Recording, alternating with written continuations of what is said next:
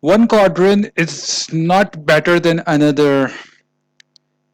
Each has its strength and each has weaknesses. This book is written to allow you to glimpse into the different quadrants and into the personal development requirement to be financially successful in each of them. It is my hope that you will gain further insight into choosing the financial life path that is best suited for you.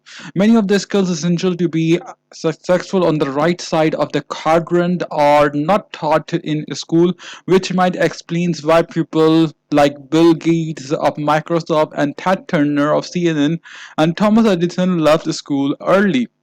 This book will identify the skills as well as the personal core temperament they are necessary to find success on the B and I business and investor side of the quadrant. First, I First, I offered a broad overview of the four quadrant and then a closer focus on the B business and investor side. There are already plenty of books written about what it takes to be successful on the E and S side. After reading this book, some you might want to make a change in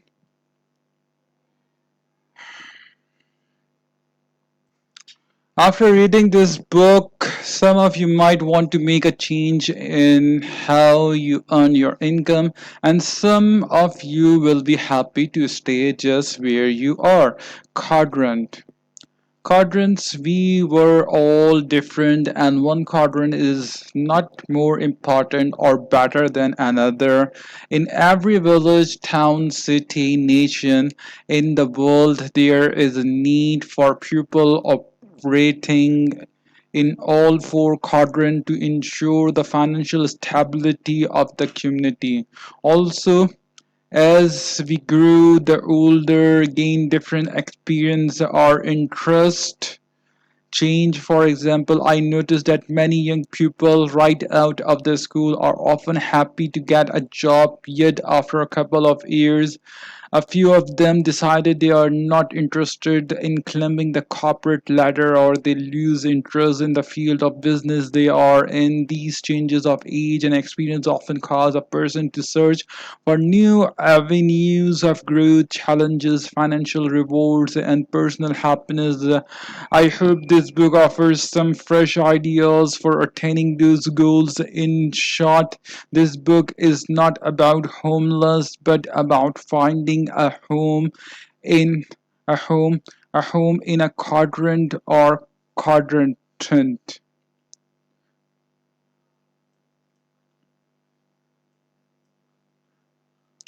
Chapter 2: Different quadrants, different people. You can't teach an old dog new tricks. My highly educated dad always said. I had sat with him on several occasions, doing my best to explain the cash flow quadrant in an effort to show him some new financial directions. Nearing 60 years of age, he was realizing that many of his dreams were not going to be fulfilled. His blacklisting seemed to go beyond the walls of the state government. He was now blacklisting himself. I tried it, but it didn't work, he said. My dad was referring to his attempt to be successful in the as quadrant with his own business as a self-employed consultant and as a B business when he poured his own business as a self-employed consultant, and as a B when he poured much of his life saving into a famous ice cream franchise that failed. Being bright, he conceptually understood the different technical skills required in each of the four quadrants. He knew he could learn them if he wanted to, but there was something else holding him back. One day over lunch, talked I talked to my rich dad about my educated dad. Your father and I are not the same people at the core, said rich dad. Well, We are both human beings and we both have fears, doubt, beliefs, strengths, and weaknesses. We respond or handle those core similarities differently. Can you tell me the difference? I ask, not over one lunch, said Rich Dad, but how we respond to those differences and what causes us to remain in one quadrant and another. When your dad tried to cross over from the E quadrant, employee quadrant, to the B quadrant, business quadrant, intellectually he could understand the process, but he couldn't handle it emotionally. When things did not go smoothly and he began to lose money, he did not know what to do to solve the problem, so he went back to the quadrant he felt most comfortable in. The E, employ and sometimes as self-employed quadrant, I said. Rich Dad nodded his head when he feared of losing money and failed become too painful inside a fear we both have. He choose to seek security and I choose to seek freedom. And that is the core difference, I said, signaling the waiter of our check, even though we are all human beings. Restated Rich that when it comes to money, all emotions attached to money, we all respond differently, and it is how we respond to those emotions that often determines which quadrant we choose to generate our income from. Different quadrants, different people, I said. That's right, said Rich Dad as we stood and headed for the doctor. And if you are going to be successful in any quadrant, you need to know more than just technical skill. You also need to know the core difference that cause people to seek different quadrants. Know that, and life will be much easier. We were shaking hands and saying goodbye as the valet brought my rich dad car around. Oh, one last thing, I said hurriedly. Can my dad change? Oh, sure. Such rich that anyone can change. But changing quadrant is not like changing jobs or changing profession. Changing quadrant is often a change at the core of who you are, how you think, and how you look at the world. The change is easier for some people than for others, simply because some people welcome change and others fight it.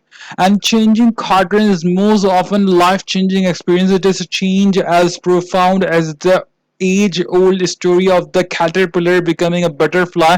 Not only will you change, but so will your friends. While you will still be friends with your old friends, it is just harder for caterpillar to do the same things butterfly do. So the changes are big changes and not too many people choose to make them. The valet closed the door and as my rich dad drove off, I was left thinking about the difference. What are the difference? How do I tell if people are an E as B or I without knowing much about them? One of the way is by listening to their words. One of my rich dad greatest skill was being able to read people, but I also believe you could not judge a book by its cover. Rich dad, like Henry Ford, did not have an excellent education, but both men knew how to hire and work with people who did. Rich Dad always explained to me that the ability to bring smart people together and work as a team was one of his primary skills. For the age of 9, my rich dad began to teach me the skill necessary to be successful in the business and the investment quadrant. One of those skills was to get beyond the surface of a person begin to gaze into their core. Rich Dad used to say, if I listen to a person's words, I begin to see and feel their soul. So at the age of 9, I began to sit in with my rich dad. When he heard people from these interview, I learned to listen not so much for words but for core values, values that my rich dad said came from their souls.